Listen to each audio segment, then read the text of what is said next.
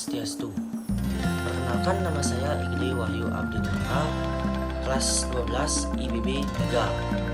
Di sini saya akan menjelaskan materi tentang tradisi lisan.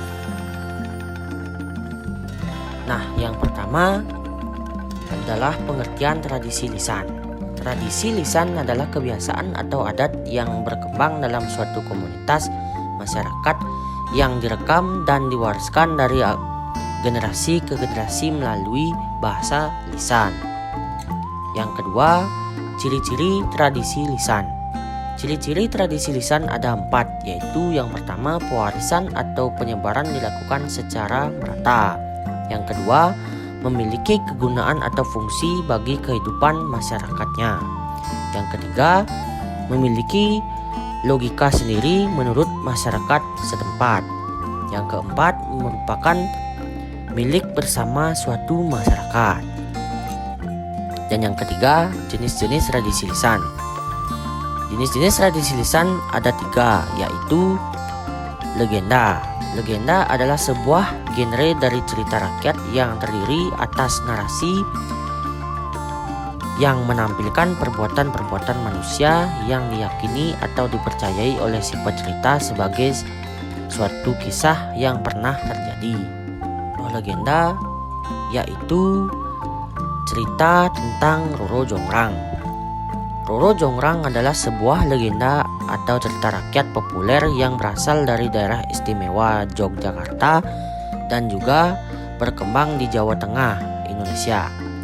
Cerita ini mengisahkan tentang cinta seorang pangeran kepada seorang putri yang berakhir dengan dikutuknya sang putri akibat tipu muslihat yang dilakukannya.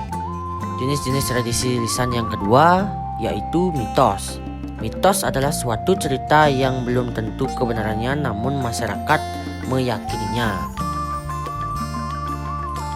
Contoh mitos, dalam mitologi Sunda, Dewi Sri lahir dari telur yang asalnya dari air mata Anta Dewa Naga yang merasa kodratnya hina hingga Dewa Naga menitikan air mata itu yang kemudian menjadi sejumlah telur yang salah satunya pecah dan lahir bayi perempuan yang dinamakan Dewi Sri.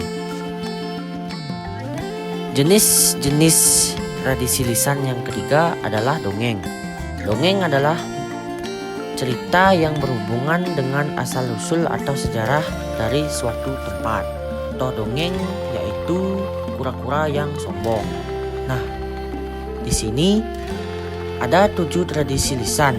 Yang pertama, fungsi hiburan. Yang kedua, fungsi pendidikan. Yang ketiga, fungsi mengenang masa lalu. Yang keempat, fungsi solidaritas dan kebersamaan. Yang kelima, fungsi pengendalian sosial. Yang keenam, fungsi protes dan kritik sosial. Yang ketujuh, fungsi religius. Baik, itu saja materi tentang tradisi lisan yang saya sampaikan. Apabila ada salah kata, mohon dimaafkan. Sekian video penjelasan tentang tradisi lisan. Saya akhiri dengan